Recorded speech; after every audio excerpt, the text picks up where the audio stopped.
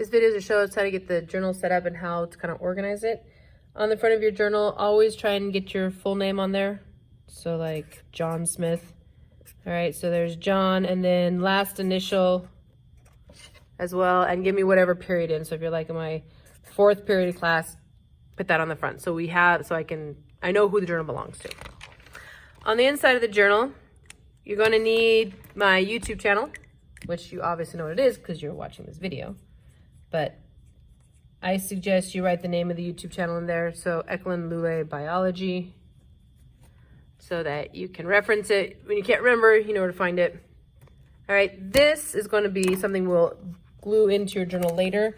It's just a note card taped in or glued in. I usually actually put them in the back cover, okay?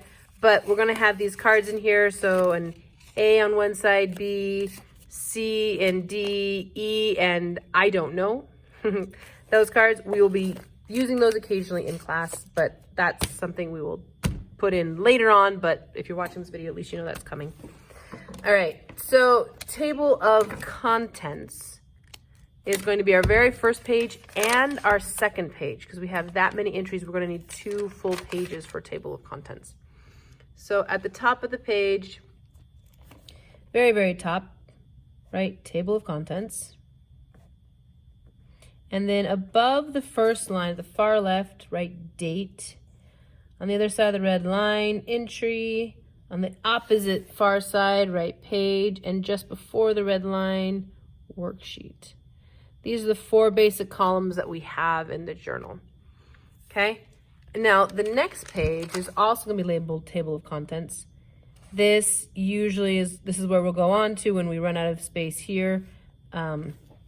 Depending on how many page entries we have, we might I usually do the first 9 weeks. So first half of the course, second half of the course, but we need to leave a page there so that we've got it. I don't like writing on the back side, and besides, it usually does a little more than that. But anyways, table of contents, 2 pages, just set aside that page for later. So record the date of whatever entry you're gonna do. First entry for this year, it's January. All right, the entry that we're going to do, this first entry is titled Levels of Organization. This one does not have a worksheet, so I leave the worksheet column blank, but it will be on page 1, okay? And then you'll just continue to record the date, the entry. If there's a worksheet that's glued in, which you'll see later what that means, write down the title or some description of that worksheet and then the page number. This just keeps track of where things are, so you can go back and reference to it later. I won't show this again in the videos, but just so that you are aware that it exists, this is kind of how I keep track of things.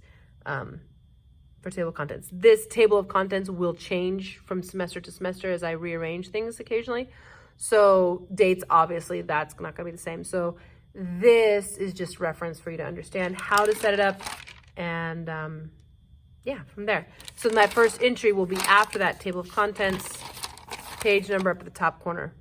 Again, the page numbers that you see in the videos don't necessarily match what you're actually doing in class, but it should be fairly close.